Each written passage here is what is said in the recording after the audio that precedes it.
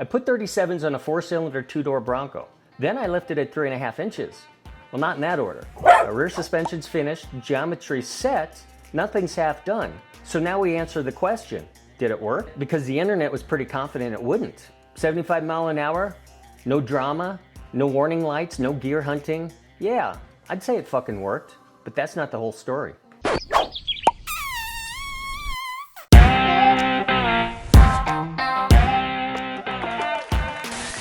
I'm John and this is Project Kehm. No sponsors, no free parts, no pretending shit is perfect. If something doesn't work, I'll say it. If something does work when people say it shouldn't, I'll show you exactly why.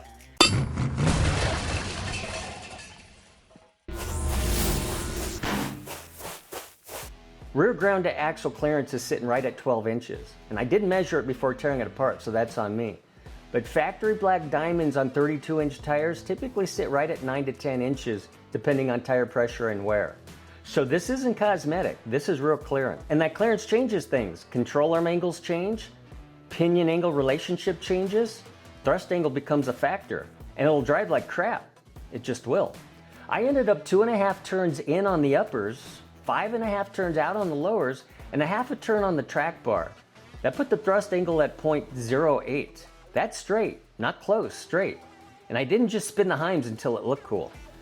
I measured stock arm length center to center before removing them, marked the jam nut baseline, and counted thread pitch. Icon runs 16 threads per inch, so 1 full turn equals about 1/16 of an inch. That means 5.5 turns out on the lowers is roughly 0.34 inches longer. 2.5 turns in on the uppers is roughly 0.16 shorter. That combination rotates the axle housing back slightly, restores pinion angle relative to the drive shaft, and recenters the wheels in the well after the lift. That's geometry correction, because if you just bolt lift in 37s on without doing that, you're going to expose every shortcut you made. Alright, I'll say it. The rear is more of a pain in the ass for me than the front was. And not because it was complicated, but because there are no shortcuts. You have to drop the gas tank to get to the passenger side bolts for the upper and lower control arms. There's no creative way to do this. There's no partial way to do it. You're not getting to those bolts, period. You don't have to remove the tank completely. You can leave the 3 front bolts in and lower it on a jack. But there's no version of this where you skip this step. Then there's a Torx bolt on the shield that you got to remove before you can even get access to the bolt to remove the control arms. And then moving over to the coilovers, the top rear bolt is a bitch to get to, so that'll take a while.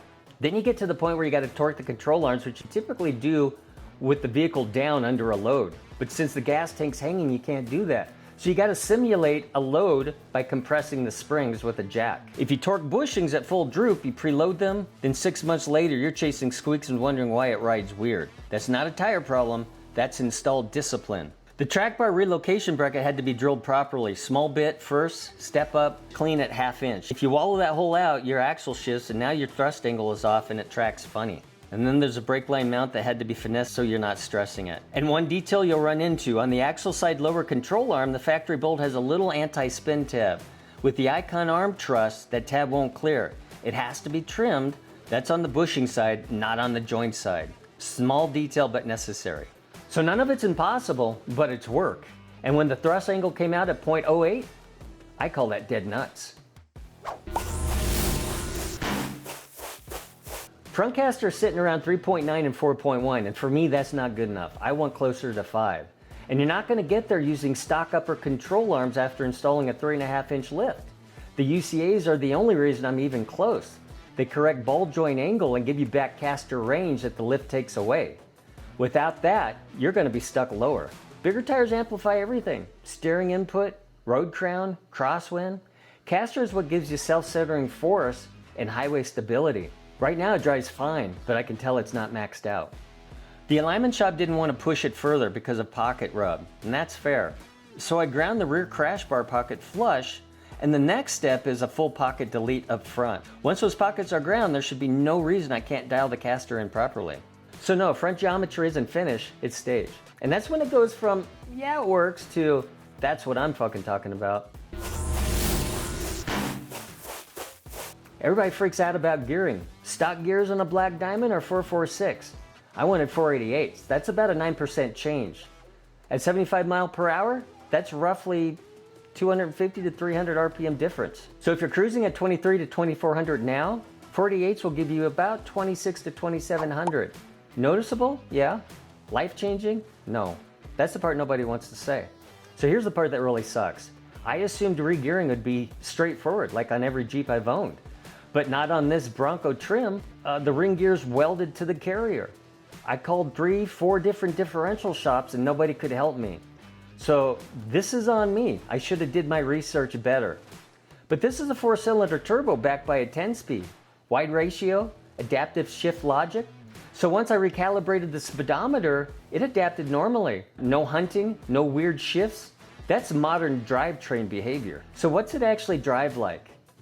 City driving is a little bit heavier. You can feel the rotational mass. Throttle response is a little bit softer, and braking takes a bit more intention, but that's physics. Highway at 75 though, it sits steady. Nothing feels stressed. So before the lift and the 37s, my 6-month average was 19.1 mpg. 2 weeks into the setup and I'm sitting around 18.2. So yeah, about a 1 mpg hit. That's real, but it's not catastrophic. I've laid into it a couple of times for merging and passing. And I've got to say, thank God for turbo. Once the boost comes in, it pulls. It's not fast, but it's not struggling either. And for anybody wondering, no rubbing. Not even at full lock in the parking lot. No change in turning radius. No vibration on the highway. It tracks straight. That's what matters. So are the adjustable arms worth it? Well, the lowers aren't negotiable. When you lift it this much, you got to recenter that axle. The uppers are debatable, but since I had to lower the gas tank just to get to the lowers, I decided to go ahead and replace them anyways. It made sense. The rear track bar relocation bracket, that's mandatory, especially on a 3.5-inch lift, and it's inexpensive. That's going to restore your operating angle. The bracket does the heavy lifting. The adjustable track bar, that's just trim. Half a turn landed me at 0.08. That's dead nuts. And now the honest part, after I finished the lift and took a step back, I wasn't blown away. It didn't hit me like I thought it would. I guess I had a different vision in my head of how this was going to be. And the end result, well, it was just different. Kind of looks and feels like a Tonka truck. Big tires, little body, not bad, just different than what I'm used to. I'm a Jeep guy, narrow stance, a little bit more tire showing, that sharper, aggressive, I'll go anywhere look. The Bronco comes across more like a tank. Solid, planted, almost military-like, but not aggressive in the same way.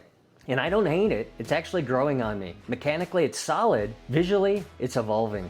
I think opening up the front, going stubby, fully deleting the pockets and exposing more tire, that's gonna change the whole attitude of it. That's where the aggression's gonna come from. And that's all right, because I can fix that. That's what Project Kehm is. No roadblocks, no dead ends, just refining it until it feels right to me. So did I screw up? Mechanically, no. Planning? Yes. I think 48s would take it from works to awesome, but that doesn't change the question. Does it function properly? Yes. It drives straight, it holds 75, it doesn't hunt, it doesn't vibrate, it doesn't rub, it holds turning radius, it doesn't feel stress. So if the actual question was, did it work? Yeah, it fucking worked. I don't build for comments, I build to answer questions. If something doesn't work, I fix it. If it does, I prove it. No roadblocks, no dead ends, just refinement. I'm John, this is Project Kehm.